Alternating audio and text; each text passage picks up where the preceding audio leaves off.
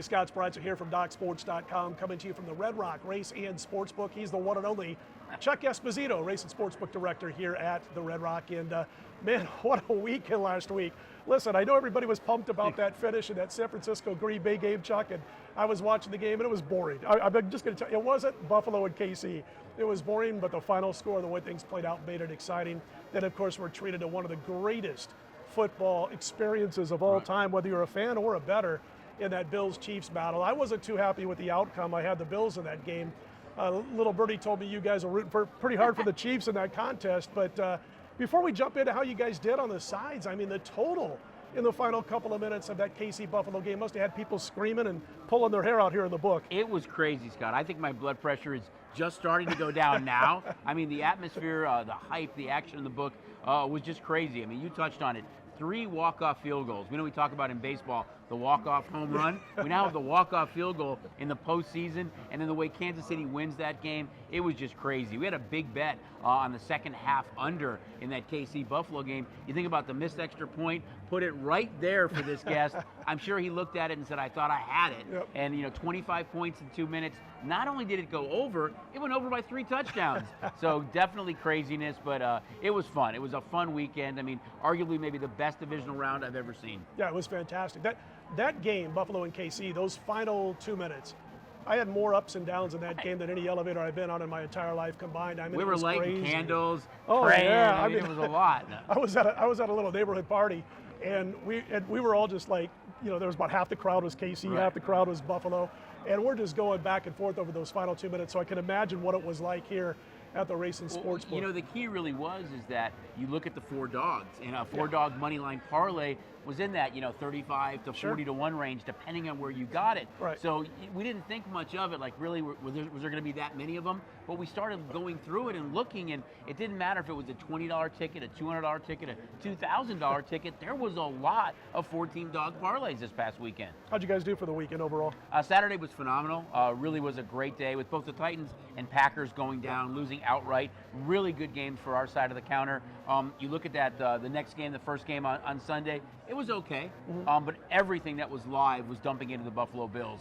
We were clearly, from our side of the counter, Chiefs fans, we didn't care. It was just like in Al Davis saying, just win, baby. You don't have to cover, just don't let Buffalo win. I mean, it was a great game. I feel for Josh Allen and the Bills, but you gave them 13 seconds. I heard you and Tony talk about it. If they just had squibbed it, you may have taken off more than 3 seconds. And don't forget, when they kicked that field goal, they still had 3 seconds left. Amazing. So crazy finish, but hey, it happened, and now we're talking about the championship games, and I think both are rematches, competitive matchups, and we'll see how it unfolds and who's going to be playing soon on February 13th. Has the money been that one-sided on that total in the Bengals-Chiefs game? I mean, I saw you guys open around 51.5, and it's climbed about 3 points since then. I'm mad at myself. You know, you look at the first matchup, and it was 34-31, 65-point score, just craziness.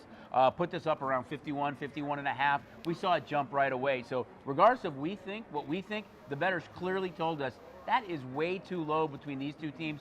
I think you think about that first game, you watch the Kansas City-Buffalo game, you know that these teams don't have great defenses. That's probably the Achilles heel of Cincinnati as well. They can open it up, they can score. Look at the game Burrow and Chase had the first time around. So bettors clearly told us this game is going over. I'm going to ask you, because you have a keen eye, and I'm not just talking about behind the counter.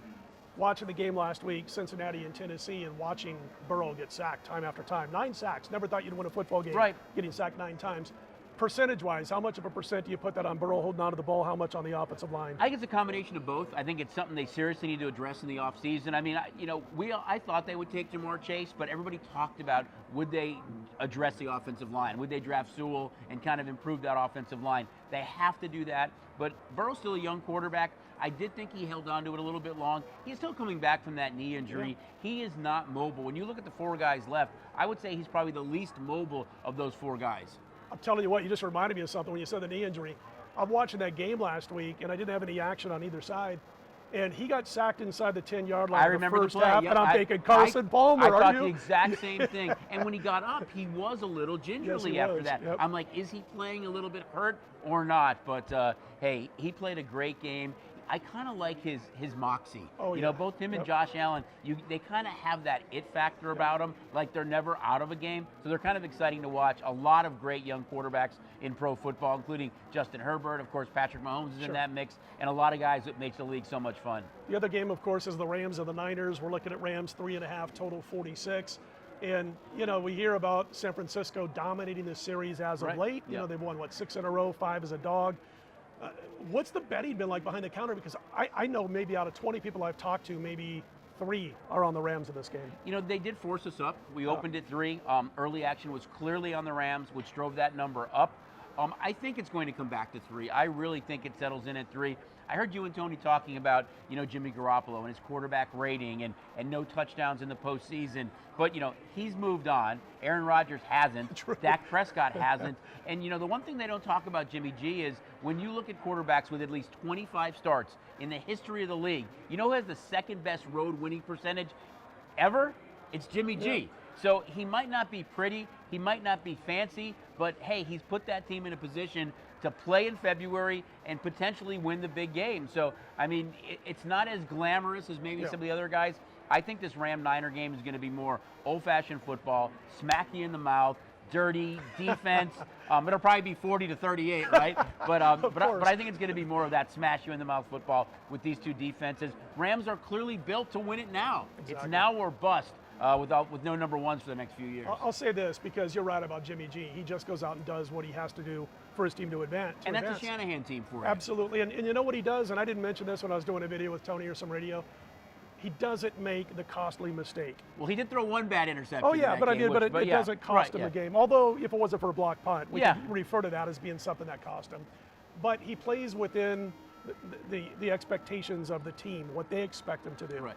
And I think that says a lot about him. You know, as far as Aaron Rodgers, you know, obviously the guy's had a terrific career, but I thought, you know, the fact that he wouldn't test deep waters in that game last week cost them. They didn't stretch the defense, and he had one receiver. It was either a tight end, a running back, or Adams, and that was it. That's what he was throwing to. I mean, you know, if you go back 2 years ago, and it was the game in San Francisco, they lost the NFC Championship game, and what did he say after the game? I want a game in Green Bay. We have to get a game here. The elements, the weather, the fans, Lambeau. He got it there, and they still lost.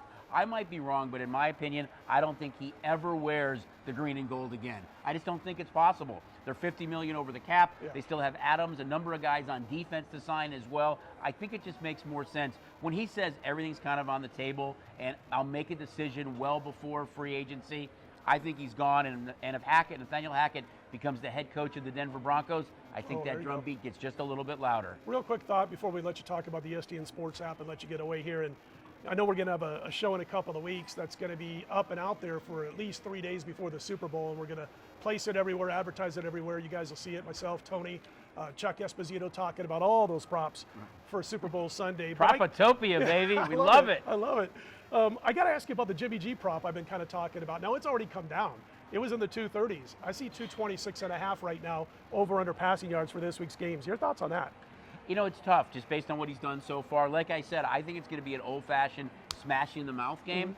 But he'll probably throw for, 280 and 3 touchdowns. You know, Shanahan is one of those coaches, and I think he's one of the best coaches in the league, who adapts. I mean, you think of what they've done with Deebo Samuel. Mostert goes down. It doesn't matter who's in the game, if it's Hastings or if it's, if it's Jeff Wilson or if it's Elijah Mitchell now. Whoever it is, they just fill in and do the job. So I don't know. It's come down. If it comes down too far, there might be some value there on Jimmy G. And knowing Shanahan, he may think we're going to attack them differently this game, and it's going to be through the air. I used to always say I love teams that know their identities and they know it for years. I always think back to Billy Smith when he was with the Islanders between the pipes and Butch Goring and the way the Islanders were back then. I think about the Steelers, whether it be, going back to the 70s and Noel. And then, of course, when you talk about Cowher and even Tomlin before Ben got old, they know who they are. And that's San Francisco. They know who they are. Everybody knows their job, and they go out and they get it done. Don't forget, this team was, 2-4. I mean, they were kind of the forgotten team. We had them as high as 200-1 at that point. So there's a few guys right now with big smiles on their faces. Tell everybody about if I can say it in English, tell everybody about the STN Sports app and the bonus you get with that, because there's going to be an awful lot of people who are going to need the Sports app when they come to town over the next week or so. Yeah, we love it when everybody comes out and enjoys everything we have to offer at all of our properties. If it's busy, skip the line, grab one of our race and sportsbook kiosks. but get signed up for SDN Sports. It's our mobile app. You get up to a $100 bonus right now going on, and for a $50 deposit, you get one of those cool SDN caps. It really does bring the sportsbook to you. And it's got us talking about right now, when all these props come up, everything you see on the board in all of our racing sportsbooks, guess what? It's going to be on the app. So you might not like Team A or Team B. We don't know who that's going to be right now, but there's so many props, it gives you action just about in every play of the game. Absolutely. And I'll tell you what, we're going to be back in 2 weeks. We're going to be back. That video will be available either Wednesday night or Thursday morning, a few days before the Super Bowl, and we're going to have it all laid out. We're going to have a ton of props to talk about. I can't wait. We're going to be a little creative and come up with some cool ones. I can't wait. And we're not going to script anything. We never do. So we're going to sit here. We're going to pick Chuck's brains, and we're going to take shots at him. He's going to take shots back at us. It'll be a good time. So we'll be back in 2 weeks. Everybody have a great conference championship. And listen, man, stop by this beautiful Red Rock hotel and casino, the sports book, the rest of the casino. I enjoy it about twice a week, and so does my wife and my kids. So anyway, let's put them in the win column, everybody. Chuck, Scott, DocSports.com.